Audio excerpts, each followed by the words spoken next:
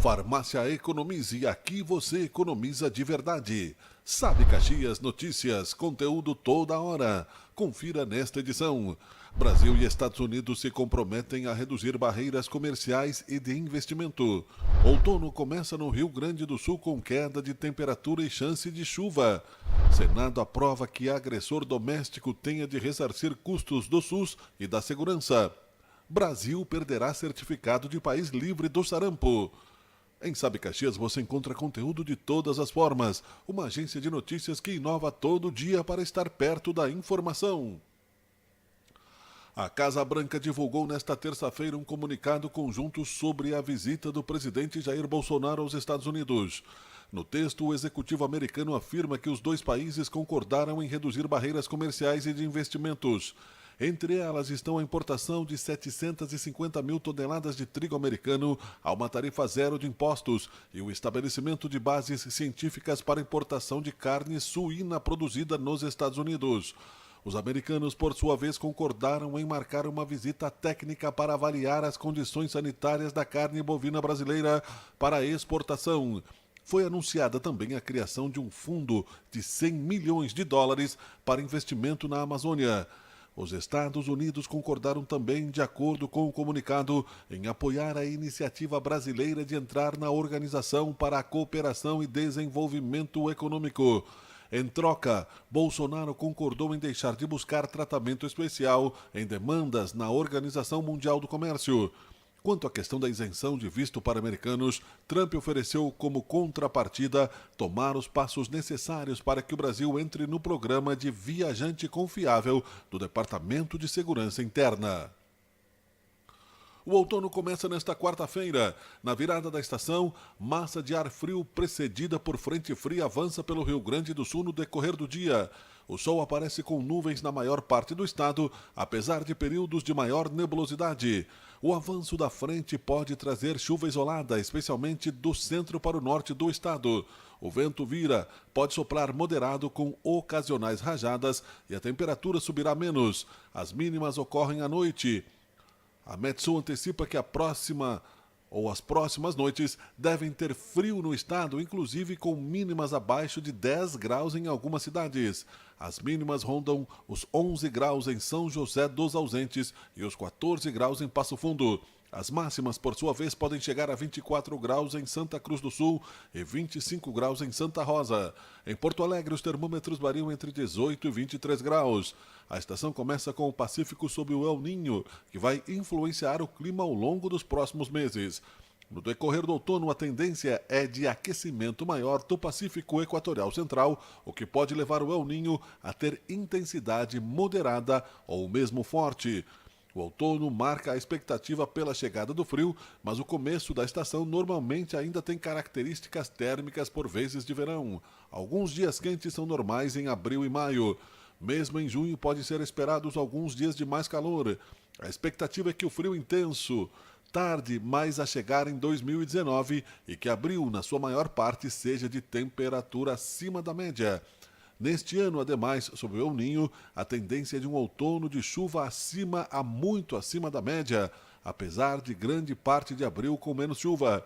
São prováveis eventos de precipitação excessiva com volumes significativamente altos, o que traz alto risco de cheias de rios e enchentes. A probabilidade de chuva excessiva é maior durante maio e junho. Se no verão a chuva decorre muitas vezes da combinação de umidade alta e calor, no outono é gerada por frentes frias, frentes quentes e centros de baixa pressão. É a época do ano com menor ocorrência de temporais, mas o histórico mostra que em alguns casos podem ocorrer tempestades muito severas. O Senado aprovou nesta terça-feira projeto que determina que o agressor, nos casos de violência doméstica e familiar, terá de pagar todos os custos relacionados aos serviços de saúde prestados pelo Sistema Único de Saúde, o SUS, e aos dispositivos de segurança usados no monitoramento das vítimas.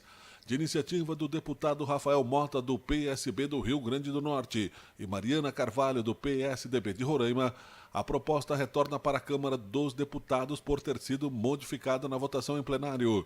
O texto promove alterações na Lei Maria da Penha para estabelecer a responsabilidade do agressor em ressarcir os custos do poder público.